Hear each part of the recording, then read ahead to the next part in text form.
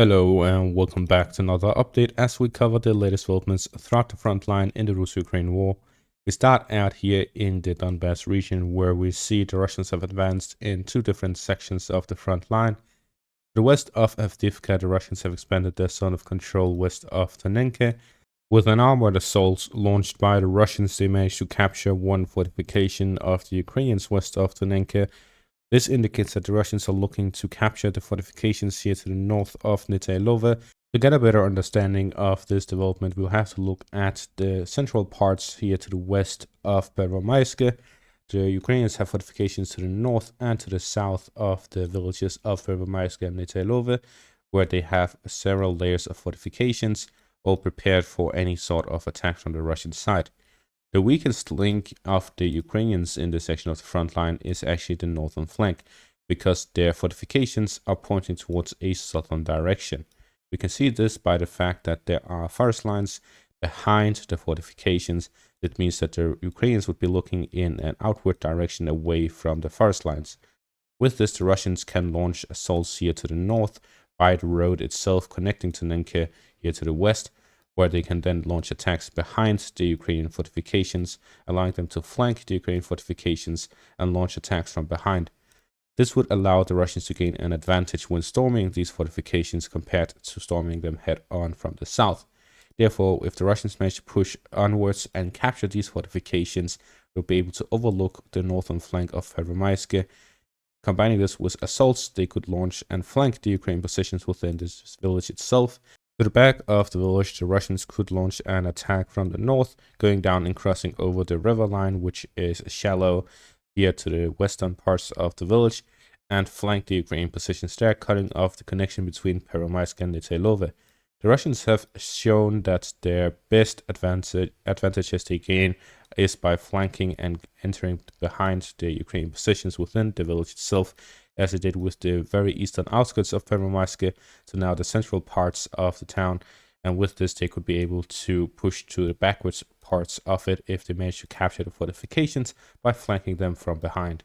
Compared to that, we have the Ukrainian fortifications to the south, which are pointing in every direction. If the Russians attack from the north from Pervomaiske, the Ukrainian fortifications here to the west would overlook those attacks. If they attack towards the very easternmost fortifications here, they could not attack from the south or from the east, would have to attack from the north, where the fortifications here are located. At the same time, there is the height elevation that they would have to fight an uphill battle, and other factors such as the fortifications here to the back. So the Ukrainians would simply be able to withdraw from a Russian attack by going under cover from the other fortifications further to the back. However, if we take a look further north and the Russians launch an attack through their fortifications to the north, manage to enter Pervomaiske from the back and Nitailova from the north, they'll be able to flank the Ukrainian fortifications here, which would cut off the main supply line to these fortifications. If we take a look, there's no road connecting to the very eastern fortifications. However, between Pervomaiske and the fortifications in the center, there's this road that goes through the western parts, north to Pervomaiske and south to Nevelske. If the Russians capture and cut off this road here to the north of Nevelske, capture the central parts of Pervomaiske, and then push through Nitailova down to the western parts of the fortifications, they'll be able to capture these fortifications here to the south of Nitailova and cut off the final road in and out of the fortifications here to the south of Pervomaiske. It is unlikely that the Russians will attack any of the fortifications here to the south of Nitailova and Pervomaiske until that they attack from the north, push through the Ukrainian fortifications there, capture Nitailova, push down, capture the fortifications here, and completely cut off the Ukrainians from any supplies and gain control over the whole territory by a Ukrainian withdrawal or by cutting off the supplies and sieging them down. This would leave the Ukrainian fortifications very sparse in the area, and the Russians would likely be able to threaten the Ukrainian positions in all of these open fields to the north of Krasnoyarivka and gain control of the northern flank of Krasnoyarivka, allowing them to flank the town and attack it from two directions. They already have a foothold in the very outskirts of the southern parts, but with this they'll be able to attack from the northern parts as well, and again bypassing all of the fortifications to the east of the town. This would allow the Russians to then pressure the Ukrainian positions here from two directions. If they keep pushing westwards from Reorivka as well, they'll be able to cut off the supplies going through the western parts of the town and will be able to completely encircle it from all directions. So we're seeing that there are three pushes to the west of Donetsk to go and capture Krasnoyarivka, which is now the most fortified city after the fall of Avdiivka.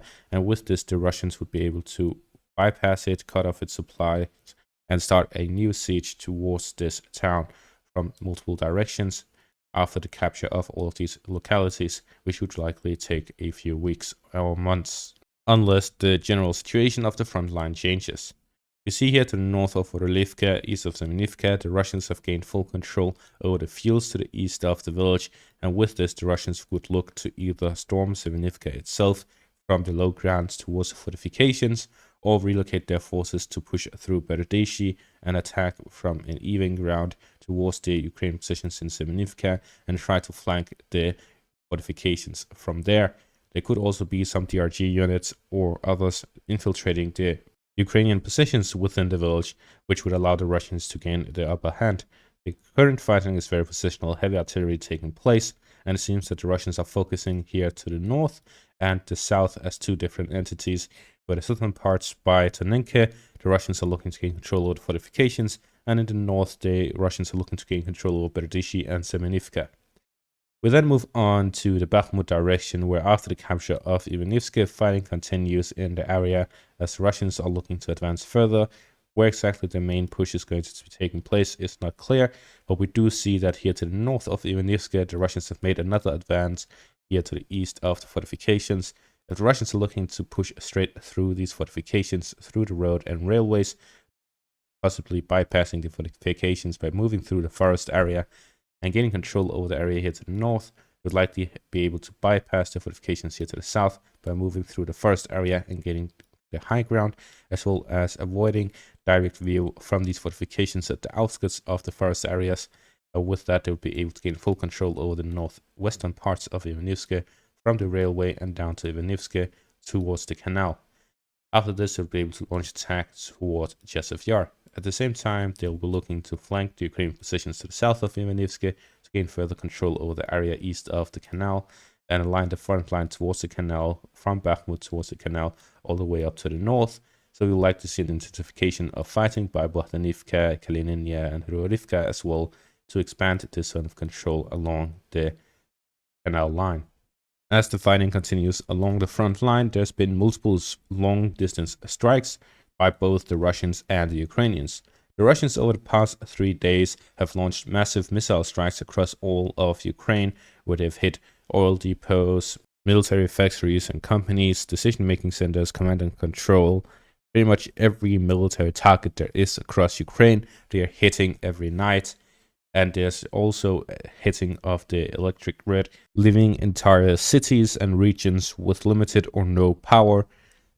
All of this is taking place at the same time the Ukrainians are launching strikes towards Crimea, where they launched over 10 Storm Shadow missiles yesterday, of which approximately 3 hit decision-making centers in Sevastopol, as well as drone strikes towards oil refineries within Russia, destroying up to 10% of the oil refinery capacity of the Russians.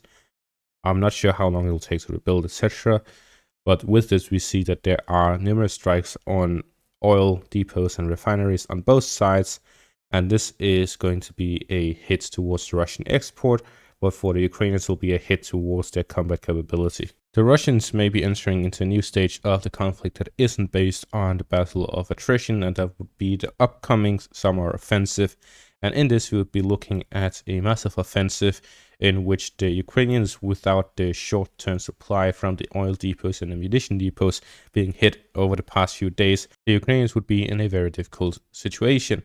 Currently, we are seeing that this is some of the biggest missile strikes since the start of the war, and at the same time they are more successive than prior strikes due to the degradation of the Ukrainian air defense by the Russians hitting both Patriot systems, S-300 systems, and other air defense systems over the past few weeks. And with this, we're going to see an increase in the strikes, and this could be a prelude to the Russian offensive would only happen following one such a large-scale missile attack across the front. We're seeing that the situation is developing slowly at the front, but rapidly in the political spectrum, and with the recent election victory of Putin, we may be entering a new stage in the conflict. Combining this with the recent tragedy in Moscow, if the Ukrainians are blamed for it, it could also be another stepping stone towards a new stage in the conflict. And that is going to be all for this update. Thank you all for watching and have a great day.